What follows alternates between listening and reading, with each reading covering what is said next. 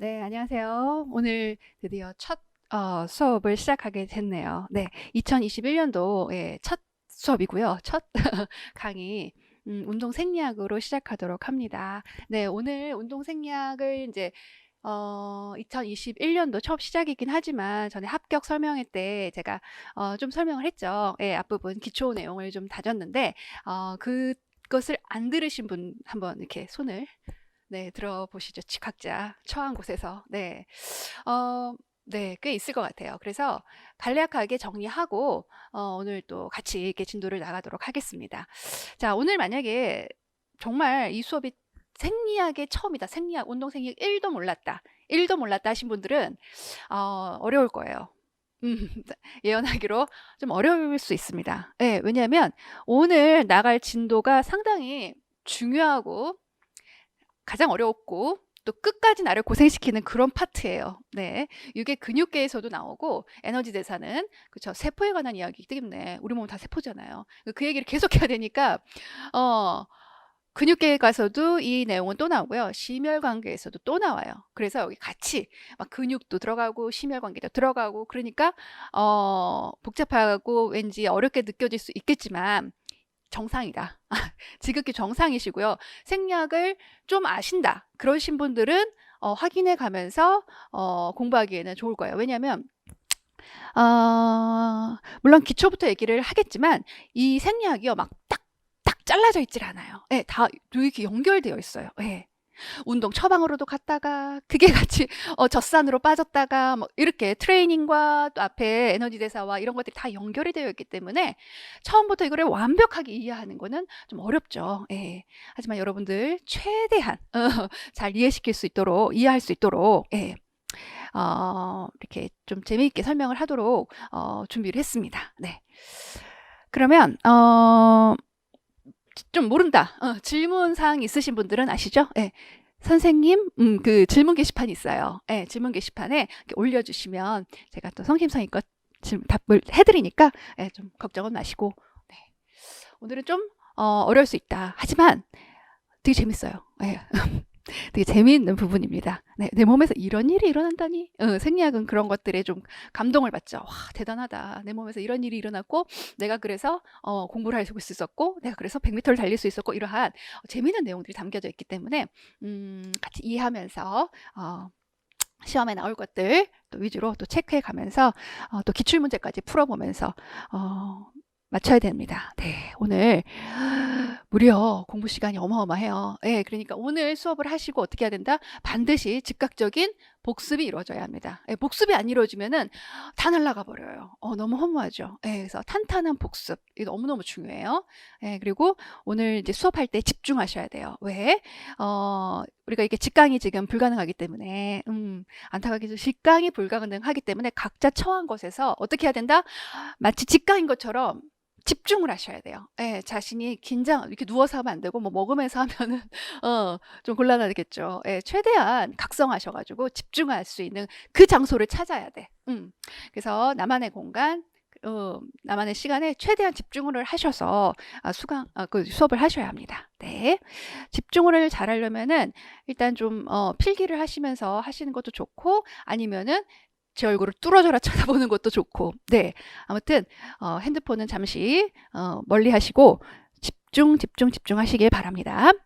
자 그러면은 이제 교재가 나왔죠. 웬만하면 컬러로 인쇄를 하시면 감사한데 좋은데 컬러가 좀 요즘 비싸잖아요. 투자를 좀 하세요. 우리가 ATP도 마찬가지로 투자해 얻거든. 우리가 뭔가를 투자해 얻을 수 있어요.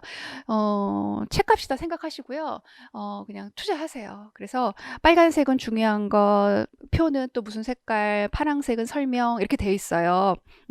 그래서 아마 좀 색깔로 구별이 되어 있기 때문에 컬러로 좀 컬러로 인쇄를 하시는 게 좋을 것 같아요. 오늘 그래서 유인물은 이 보시면 차례에 보시면 5까지 나갔어요. 벌써 1, 2, 3, 4, 5까지가 나갔습니다. 네.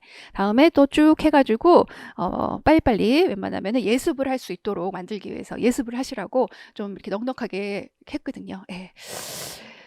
자, 그리고 제 교재의 특징은 이렇게 블랭크가 있어요. 블랭크. 우리가 한번 생각해보고 적으면 암기에 도움이 되기 때문에 블랭크가 있어요. 이게 그냥 안 나온 인쇄가 안 된 게 아니라 블랭크가 있는 건 우리가 수업 시간에 같이 채워 가셔야 합니다. 네. 1장 운동 생리학의 개념 이해. 지난 시간에 좀 했는데 혹시 기초가 좀 부족하신 분들은 합격 설명에 강의 자료를 참고하시면 되고요. 간단하게만 정리할게요. 자, 운동은 무엇이냐? 우리가 운동 생리학을 배우잖아요. 운동은 무엇이고 생리학은 무엇이냐?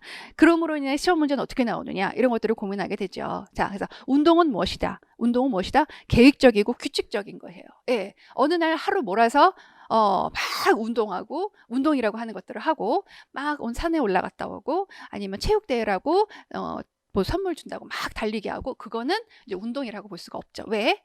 운동 생리학에서 요구하는 것은 운동을 통해서 어떤 변화를 나타내는 것을 말해요. 운동을 통해서 아무 변화가 일어나지 않았다. 아니면 오히려 몸이 안 좋아졌다. 이런 건 얘기 안 해요. 네. 운동을 통해서 어떤 변화가 일어나느냐. 인체의 뭐가 변한다? 구조와 기능이 변한단 말이야. 인체의 구조와 기능이 변하는 것을 보는 건데 이례적인 것은 반응이라고 얘기하고요. 이런 것들을 여러 번 반복해. 그래서 계획적이고 여기서 나오는 게 이제 계획적이고 규칙적이고 그치? 지속적이어야 되겠죠. 지속이 돼야겠지. 그러면 어떻게 된다? 적응을 한다. 우리도 청바지 처음에 딱 입어보면 꽉 끼죠. 근데 오래 1년, 2년, 3년 입으면 걔가 적응하잖아. 편해지죠. 예, 변화가 일어나지요. 마찬가지야. 반응하고 그것들이 시간이 지나면 이제 적응을 하게 되는 거죠. 그래서 우리는 어떻게 적응을 했니? 왜 적응을 하였니? 무엇 때문에 적응하였는지 그 이유와 어떻게 적응되었는지 그 how 이런 것들을 공부하는 게 운동 생리학이에요. 예, 그래서 시험 문제는 그 구조는 어떻냐? 그 기능은 어떻냐? 왜 이렇게 변화됐느냐? 이런 것들을 물어보지요. 근데 인체의 어느 수준에서 세포 수준에서 물어볼 때도 있고요. 그치? 세포가 모이면 조직, 조직이 모이면 기관, 기관이 모이면 계통. 그래서 내 몸이 되지요. 그래서 내 몸이 건강한 것은 뭐가 건강해? 세포가 건강한 것이다. 내가 뭘 먹어? 내가 뭘 먹는 건 결국 누가 먹어야 되는 거야? 세포까지 먹어야 되는 거예요. 내가 산소를 마셨어. 어디까지 가야 돼? 세포까지 가야 되는 거예요. 예, 그렇게 하나다 우리는. 자, 그래서 우리 생리학에 공부할 때는 이 구조와 기능에 좀 집중하시면 될 것 같아요. 우리가 지난 시간에 ATP라는 거, 오늘의 주인공인 ATP라는 걸 잠시 얘기를 했죠? 얘는 구조가 어때요? 얘의 구조 한번 볼까요? 얘의 구조는 아데노신에 트리, 1, 2, 3, 세 개가 붙었지. 뭐가? 인이. 인이. 이는 뭐라 그랬어요? 에너지가 이 안에 숨겨져 있다고 그랬어. 이는 에너지다라고 보시면 돼요. 인이 결합되어 있어요. 거기에는 뜨끈뜨끈한 고 에너지가 여기 숨겨져 있어요라는 거예요. 강렬한 결합력으로 얘네들이 뭉쳐 있어요. 그러다가 잘라지는 사건이 벌어지게 되면은 어떤 자극에 의해서 띠용 내가 필요해 해서 띠용 잘라지는 경우에 여기서 잘라지면은 이 구조는 어떻게 변해요? 이 구조는 A 다이 해가지고 두 개. 여기 잘라지니까. 얘네 두 개지. A, D, P와 무기, 인산인 하나, 외로워, 혼자 돌아다니는 PI, PI가 분해되면서 두 개와 하나로 분해되면서 두 개와 하나로 분해되면서 뭐가 돼? 이때 에너지가 나오죠. 이 에너지가 어떻게 된다? 우리가 생명 활동에 이용되는 중요한 에너지가 되는 거지요. 예, 그래서 구조는 ATP고 이것이 어떻게 쓰여? 구조가 어떻게 변화돼? ATP와 PI로 구조가 변화됐죠. 운동 시에. 그래서 이렇게 어떻게 되는 거야? 저장되어 있던 놈이 운동 시에 이렇게 분해가 돼서 우리 몸에 필요한 에너지를 공급하지요. 예, 그래서 일단 ATP 구조는 어떻다? 요거다. A에 P 3개 붙여 있는 거. 예, P 3개 붙어 있는 거. 그러면은 얘 기능은 뭡니까? 기능은 생명 활동. 우리가 살아가는 생명 활동에 이용되는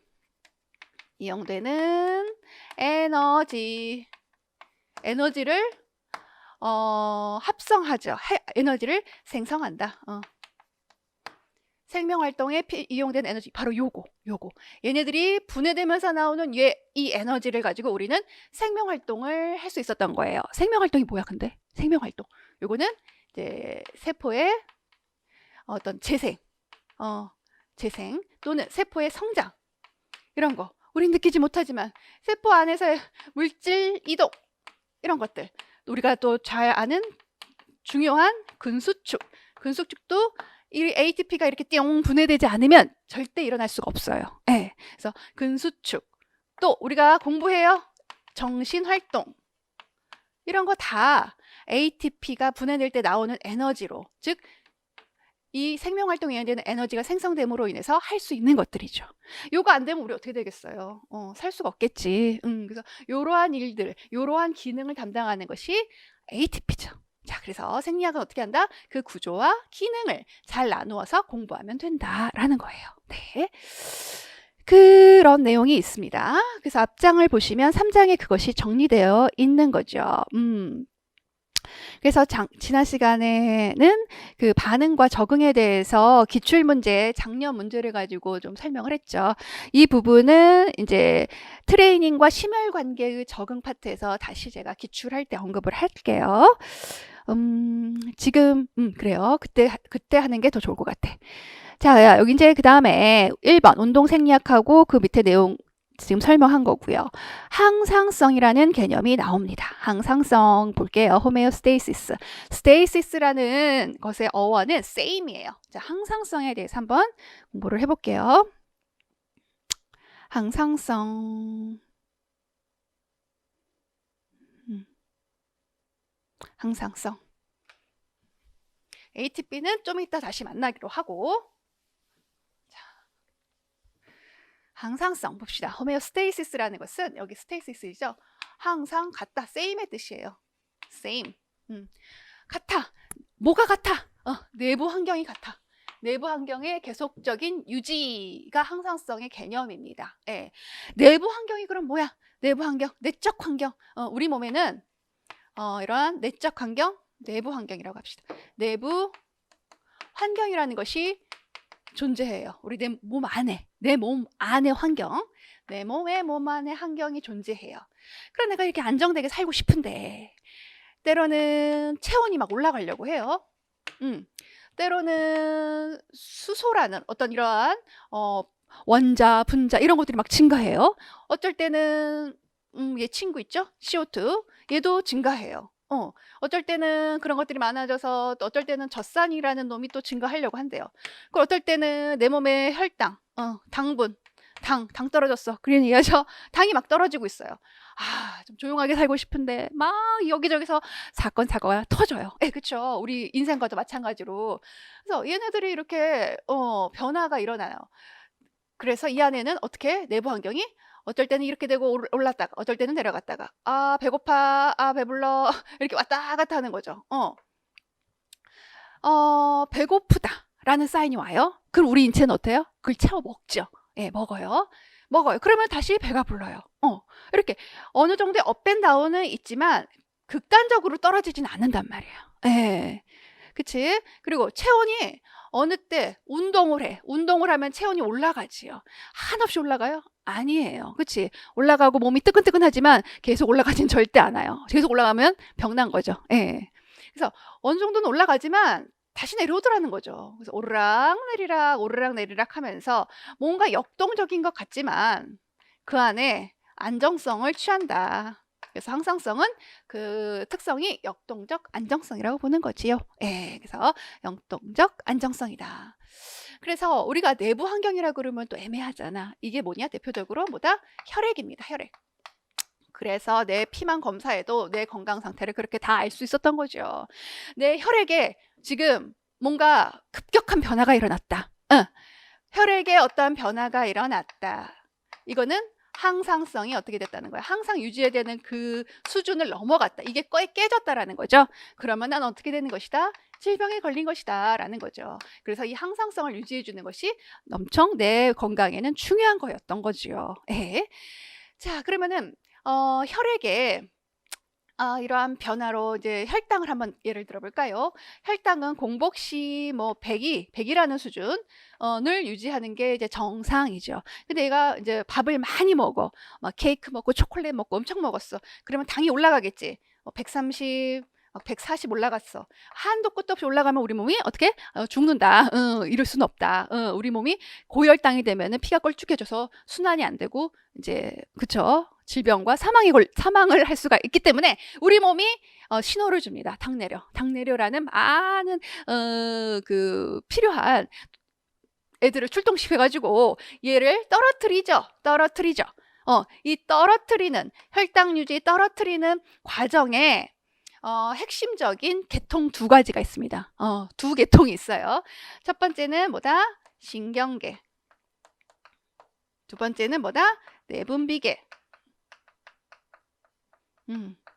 이 신경계와 내분비계의 합동 작전으로 항상성은 유지됩니다. 우리 몸에.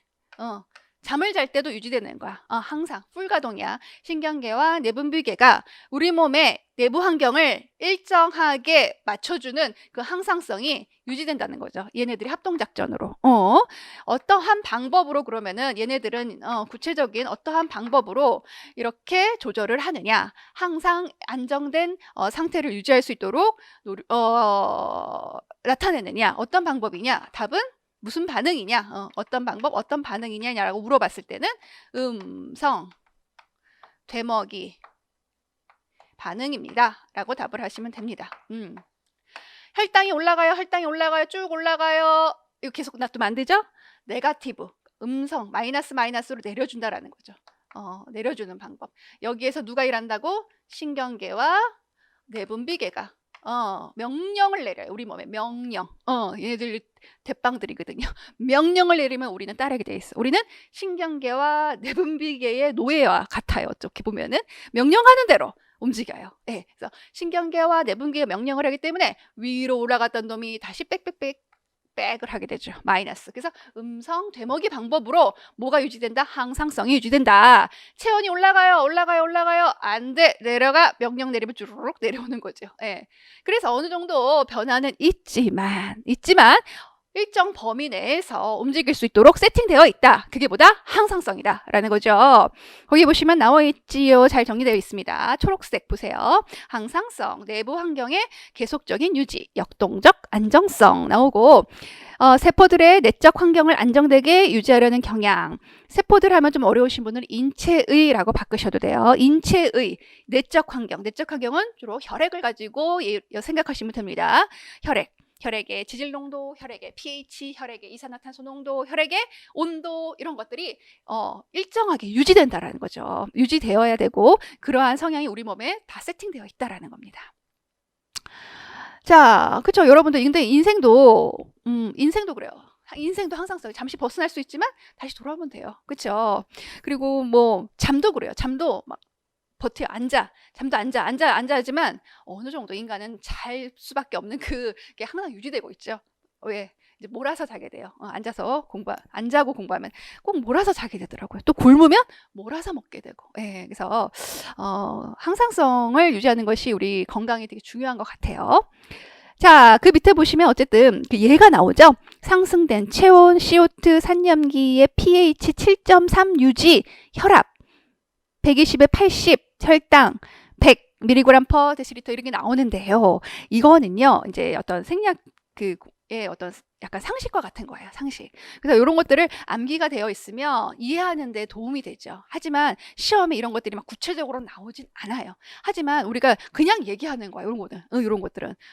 그렇지. 우리 그 체온 37도가 정상이에요. 뭐 이런 것들은 그냥 얘기하는 거잖아요. 그래서 이런 것들도 좀 낯설다 그러신 분들은 계속 보시면서 익숙해지시길 바래요. 그래서 pH라는 것이 좀 낯설 수가 있어요. 처음 생리학 공부하신 분은 pH는 산염기를 말해요. 우리 몸을 예전에 공부해봤을 거야. 뭐 리트머스 종이로 해가지고 빨간색 산성, 초록색 뭐 염기성 이런 게 나오죠. 그래서 산성 우리가 식초 이런 것들은 산성이라고 배웠고 비누 또는 뭐 세탁 세제 이런 미끌미끌한 거는 염기성이라고 배웠어요. 알칼리. 그런데 우리 몸은 뭐야? 우리 몸은 산성으로 가도 안 되고요.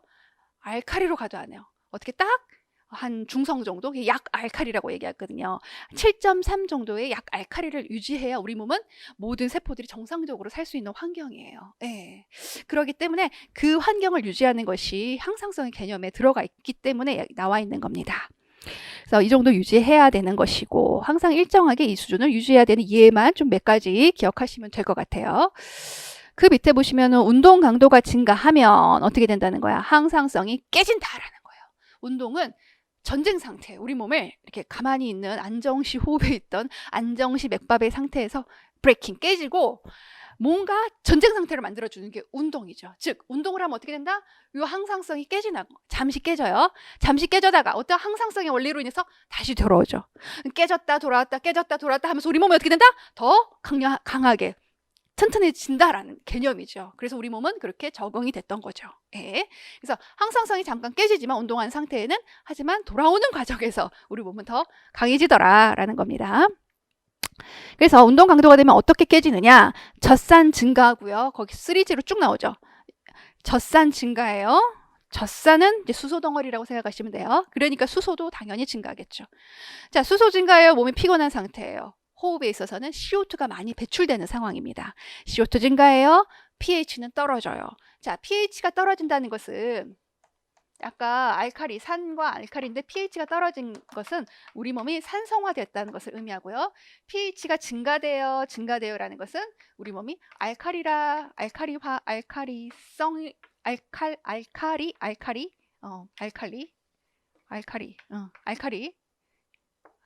이거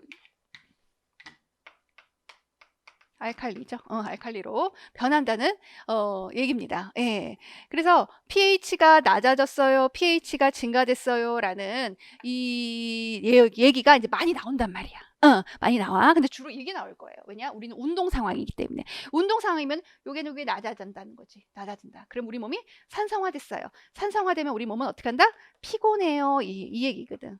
그러니까 이게요. 지금 시리즈예요. 시리즈를 좀 봅시다. 시리즈 앞으로 계속 나올 시리즈. 운동 강도가 증가됐어요. 운동 강도가 증가됐어요. 뭐 지구성 운동을 주로 얘기하죠. 운동 강도가 계속 증가되면은 우리 몸에 어떤 변화가 일어나느냐. 자, 우리 몸에 어떤 변화가 일어나고 제일 즉각적으로 나올 수 있어요. 젖산. 젖산이 증가되죠. 아까 얘기했지만 젖산은 뭘로 되어 있는 거예요? 수소로 많이 구성되어 있는 놈이 젖산이야. 즉 같이 가면 돼. 수소가 증가되죠.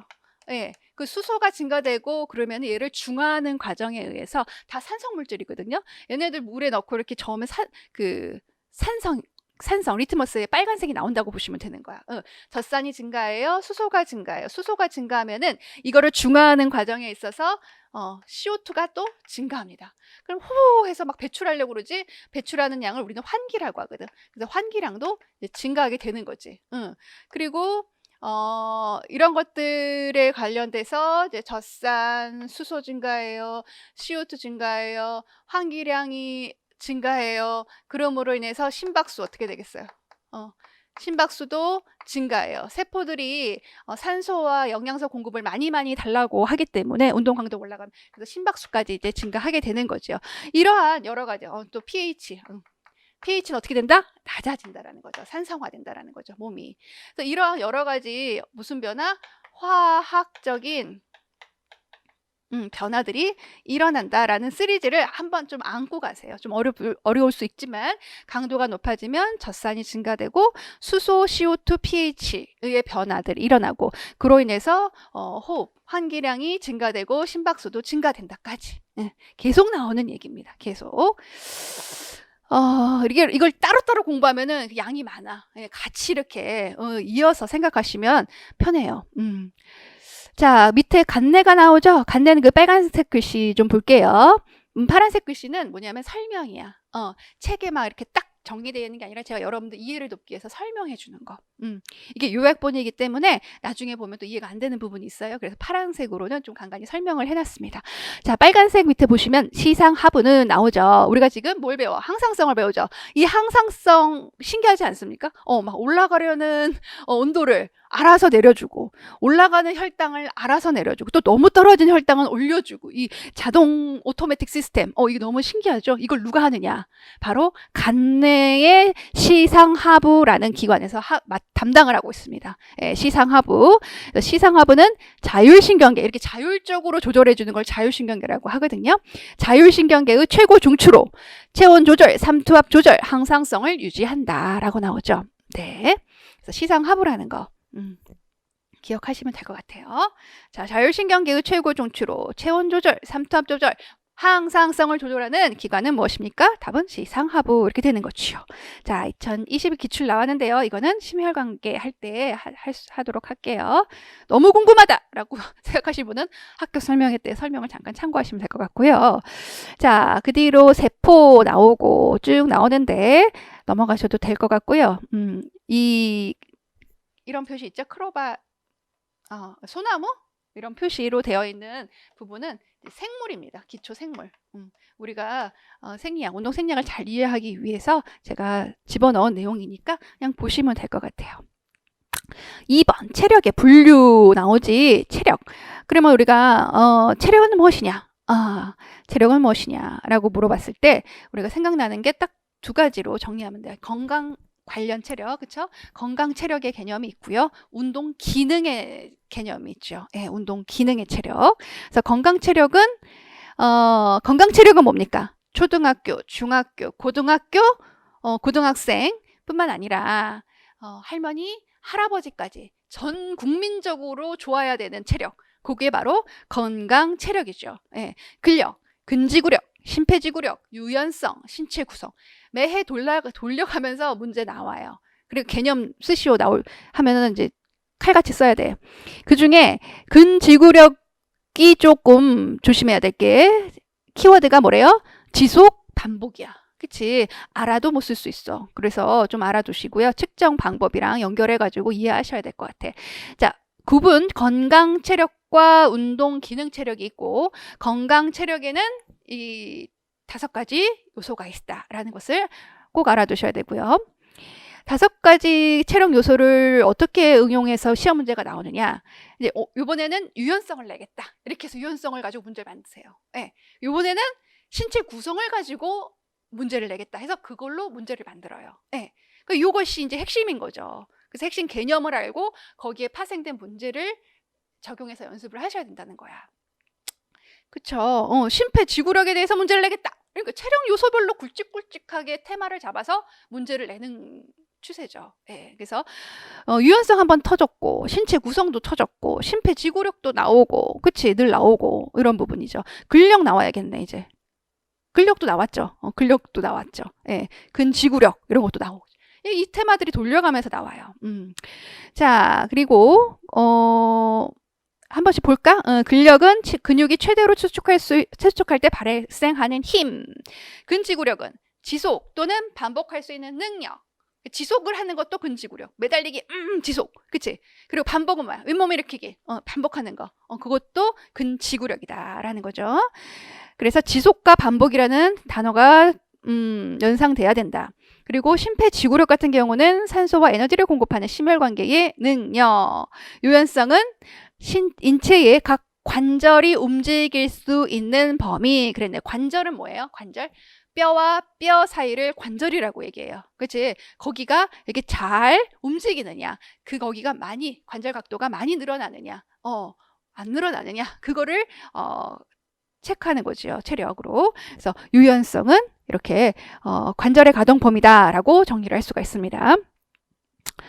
그래서 여기서 이제 PNF 개념이 출제가 됐던 거죠. 그래서 신체 구성 같은 경우는 그 다음에 나온 체성분 측정 방법에 대해서 시험 문제가 나왔던 거고 2019년도에. 그래서 신체 구성, 신체에서 뭐래요? 지방이 차지하는 비율입니다. 예, 뭐 신체를 구성하는 비율 뭐 이렇게 쓰시면 안 되고요. 지방이라는 얘기를 써야 돼요. 그래서 지방과 제지방에 대한 비율을 나타내는 것이 바로 신체 구성 또는 신체 조성이라고 얘기를 하지요. 자, 그래요. 지방이라는 것이 있고, 그리고 제지방, 지방을 제거한, 지방을 제외한 부분, 뭐야? 근육, 뼈, 여기 나오듯이 그 우리 몸을 구성한다는 탄수화물, 이런 부분들을 또 측정해, 우리 여러분들 기계에 올라가면 쫙 나오죠. 예, 그래서 그런 것들을 어떻게 측정하느냐, 수중, 체중, BIA, 이게 출제가 된 것이죠. 생체 전기 저항 측정법, 이런 것들로 측정을 한다. 이제 고등학교나 중학교 학교 현장에서도 이런 것들을 요즘에 많이 측정을 하기 때문에 명칭을 물어보는 문제가 나왔습니다. 근데 우리가 여기서 또 좀 알아둘 게 팝스죠. 팝스는 팝스의 필수 평가 항목이 무엇입니까? 건강 체력 다 들어가고 플러스 뭐가 들어가? 기능으로 순발력이 들어가죠. 예, 운동 기능 체력의 순발력이 팝스의 필수 평가라는 것을 알고 있으면 문제가 어떻게 적용이 돼도 풀 수 있을 거예요. 이런 것도 간간히 물어볼 수 있어. 자, 다시 정리하면은 건강 체력의 명칭과 개념을 잘 알아두자. 그리고 이것에 관련된 문제들이 테마에 맞춰서 이렇게 돌려가면서 나온다. 그리고 건강 체력에 플러스 순발력이 들어가면 뭐다? 팝스의 필수 평가 항목에 해당한다라는 거죠. 자, 5페이지에 보시면 체성분 측정 방법 해가지고 4가지 나오네. 4가지. 수중 체중 측정법 이런 건 요즘에 잘 안 쓰니까 피부 두겹법도 과거의 얘기. 자, 이제 근데 그거 얘기할 거지. 이제 측정 평가 때 신뢰도와 타당도에 문제가 있는 피부 두겹 집는 사람이 많이 집으면 많이 뚱뚱하다고 나오고 비만이라고 나오고 조금 집으면 조금 나오고 할 수 있지. 자, 생체 전기 저항 측정법이라는 명칭 너무 길어요. 그러면은 BIA로 기억하시면 될 것 같고요. 얘는 미세 전류를 흐르게 해서 인체의 전기 저항을 측정한다. 무슨 말이에요? 지방 조직은 전기가 잘 안 흘러요. 내 배 이렇게 측정을 해서 전기를 쏴. 그런데 배에 지방이 안 가. 아니, 전기가 안 가. 배에 지방이 너무 많아. 그래가지고 딱 전기를 쐈는데 그쪽에 전기가 안 가네. 그러면은 뭐야? 복부에 지방이 어느 정도 있다라고 체크를 하는 거예요. 예. 그래서 전기가 잘 통해. 근육. 전기가 잘 통하는 곳은 근육.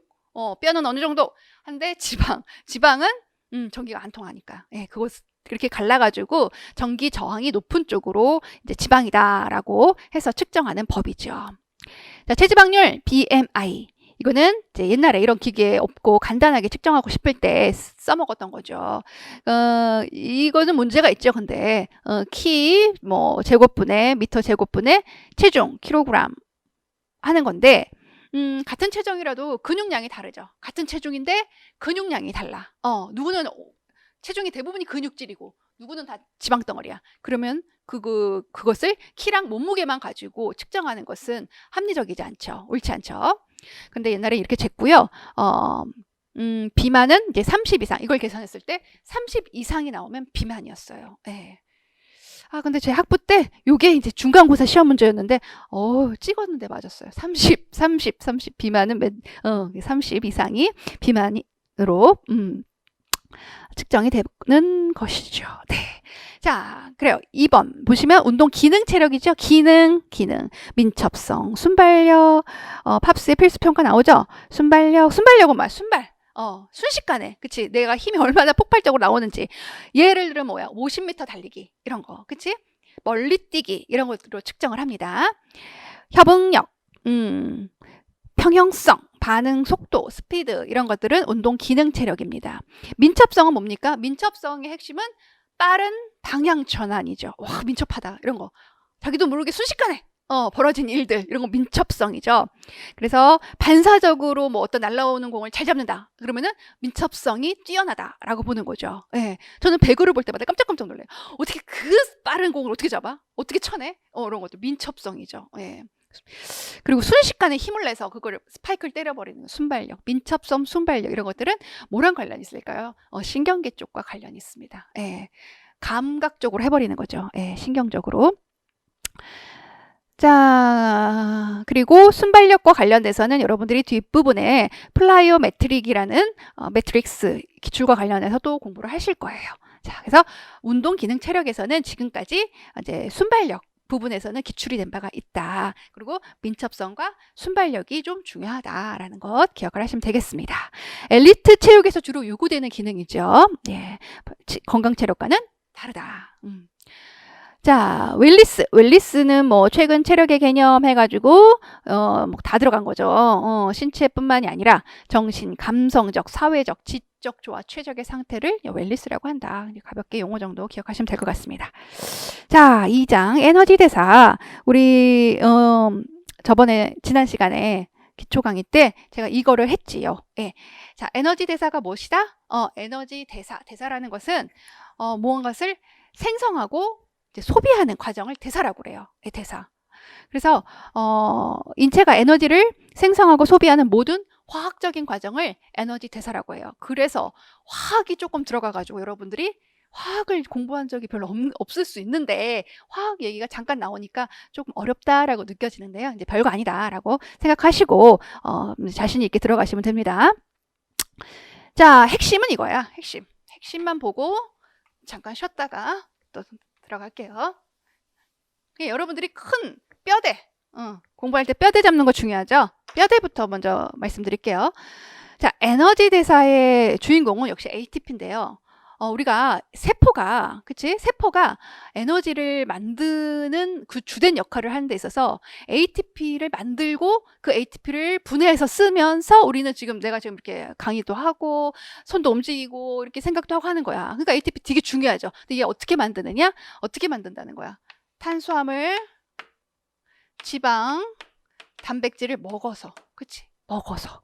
그래서 우리는 그 ATP가 필요하기 때문에 그렇게 에브리데이 먹었던 거예요. 지금도 먹죠. 이런 것들. 왜? ATP가 매일매일 필요하기 때문이죠. 나는 지금 안 먹잖아. 그러면 ATP 어떻게 만들어져? 어제 먹었던 게 저장되어 있는 거야. 그래서 ATP는 저장 형태요.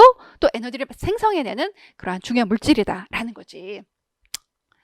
자, 어디서부터 볼까요? 사람을 한번 그려볼게요. 이제 지나가시면서 아실 거야. 그림은 잘 못 그려요. 사람이 완벽할 수는 없죠. 네. 자, 탄수화물을 먹었습니다. 지방을 먹었습니다. 단백질을 먹었습니다. 어떻게 되나요? 쉽죠? 네, 그래요. 소화가 됩니다. 1차적으로 소화가 되죠.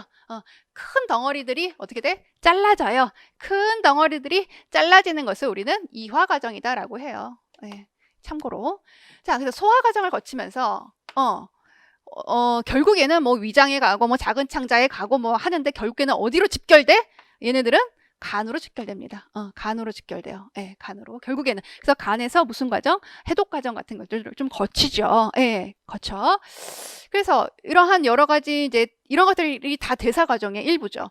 그래서 결국 탄수화물, 지방, 단백질을 먹고 소화를 시켜서 우리는 결국 뭘 하겠다는 거야? 이것을 결국에는 세포까지 집어넣어서 세포에서 ATP를 만들겠다라는 거야. ATP. 그거 갖고 우리 살겠다 이거죠.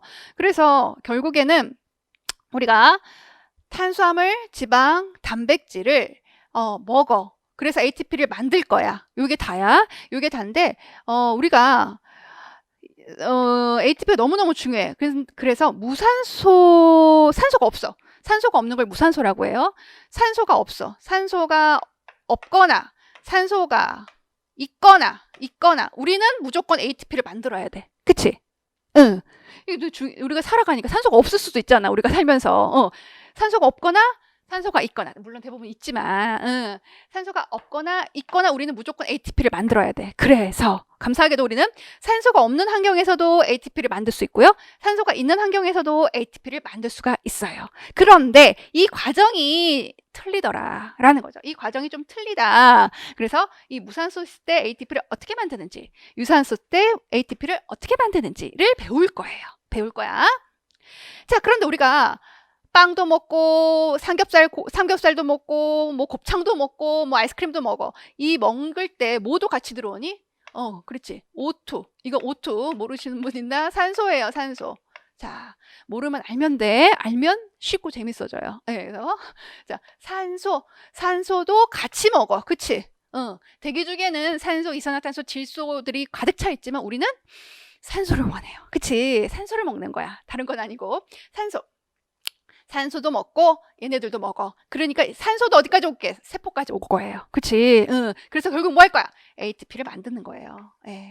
그래서 우리가 그렇게 매일매일 먹는 것의 목적은 뭐 기분 전환으로도 먹고 배가 고파서도 먹고 맛집 찾아서 이제 즐거우기 위해서도 먹지만 생리학적으로 봤을 땐 궁극적으로 이 ATP를 만들어서 이것이 분해될 때 나오는 에너지, 그 귀한 에너지를 얻기 위해서 우리는 먹는다라는 거죠. 예.